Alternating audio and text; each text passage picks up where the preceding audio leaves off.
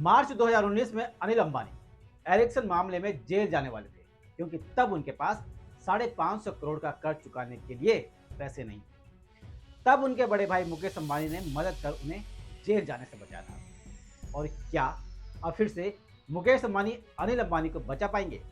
क्योंकि अब की बार अनिल अंबानी के खिलाफ ईडी ने 3000 करोड़ के लोन फ्रॉड मामले में लुक आउट नोटिस जारी किया है।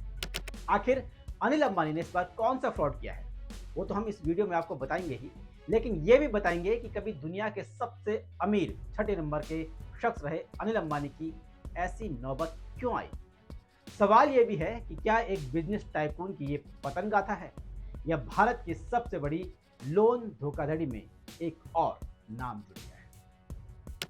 वैसे तो नीरव मोदी, ललित मोदी, विजय माल्या, ऐसे न जाने कितने नाम है जो बैंकों का पैसा लेकर भाग गए, यानी कि लोन फ्रॉड करके।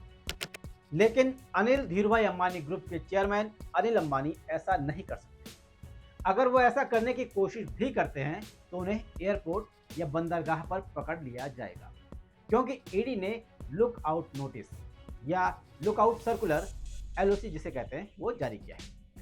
इस सर्कुलर का मकसद ये होता है कि ऐसा कोई व्यक्ति देश के बाहर नहीं जा सके जो आपराधिक मामले में वांटेड हो या फिर जिसकी जांच चल रही हो, और अनिल अंबानी की जांच चल रही है।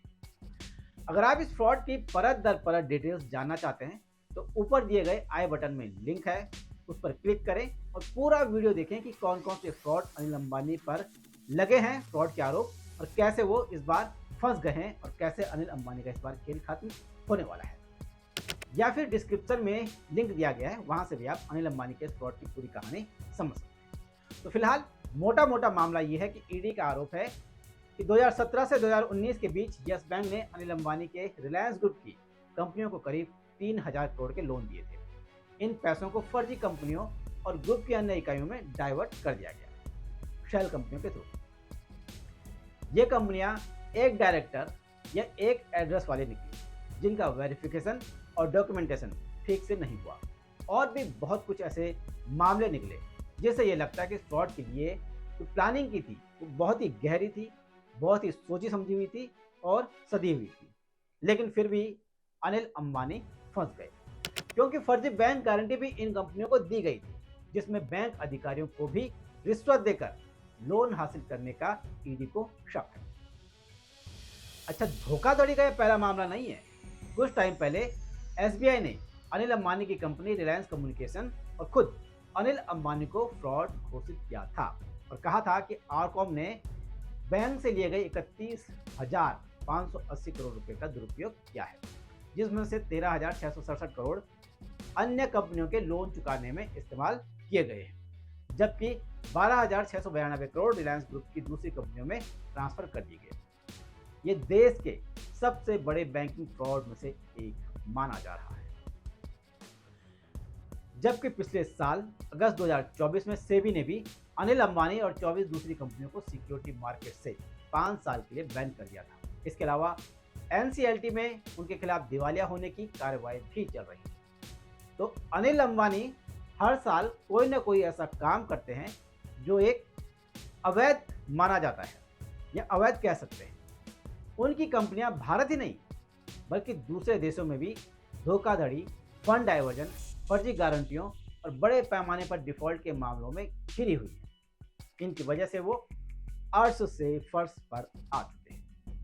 तो अब करते हैं अनिल अंबानी के अर्श से फर्श तक पहुंचने की कहानी की शुरुआत। दरअसल साल 2008 याद कीजिए, जब उनकी नेटवर्थ थी लगभग 2.5 लाख करोड़। तब वो दुनिया के छठे सबसे अमीर व्यक्ति थे। लेकिन आज खुद को उन्होंने लंदन की अदालत में दिवालिया बताया है। कहानी शुरू होती है दो भाइयों, मुकेश अंबानी और अनिल अंबानी से। मुकेश अंबानी 1981 और अनिल अंबानी 1983 में अपने पिता की कंपनी रिलायंस से जुड़े थे। तब अनिल अंबानी की उम्र थी 24 साल। फिर 1984 में मुकेश अंबानी की अरेंज मैरिज हुई। उनके माता पिता ने ही उनके लिए नीता अंबानी को पसंद किया था। तब नीता 20 साल की थी और मुकेश अंबानी 28 साल। वहीं अनिल अंबानी ने 1991 में बॉलीवुड एक्ट्रेस टीना मुनीम से शादी की। उस दौर में टीना बॉलीवुड की बड़ी स्टार और अनिल अंबानी से 2 साल बड़ी। शुरुआत में तो अंबानी फैमिली इस रिश्ते से नाराज थे, लेकिन बाद में जैसे तैसे अनिल की जिद के आगे वो शादी के लिए सहमत हो गई और सहमति से ये शादी हो गई। चलिए, यहाँ तक सब कुछ ठीक ठाक चल रहा था, कंपनी भी ग्रोथ कर रही थी। लेकिन फिर 6 जुलाई 2002 इस दिन हार्ट अटैक से धीरूभाई अंबानी का निधन हो गया। ये घटना केवल अंबानी परिवार की ही नहीं, बल्कि पूरे रिलायंस ग्रुप के लिए एक बड़ा झटका थी, क्योंकि धीरूभाई अंबानी ने एक गलती कर दी थी। धीरूभाई ने बिजनेस के बंटवारे के लिए अपनी कोई वसीयत नहीं लिखी। धीरूभाई के निधन के बाद कामकाज को लेकर मुकेश और अनिल के बीच विवाद बढ़ने लगा। रिलायंस पर कंट्रोल के लिए दोनों भाई आमने सामने भी आ गए और उनकी काफ़ी मेलबाजी हुई। लेकिन ये दौलत, ये कारोबार दोनों भाइयों के आगे दीवार बनकर खड़ा है। 2004 में दोनों के बीच पहली बार संपत्ति के बंटवारे को लेकर झगड़ा शुरू हुआ। झगड़ा कह सकते हैं कि शुरुआत से था, लेकिन पहली बार सुर्खियों में आया और मीडिया में आया और सार्वजनिक हुआ।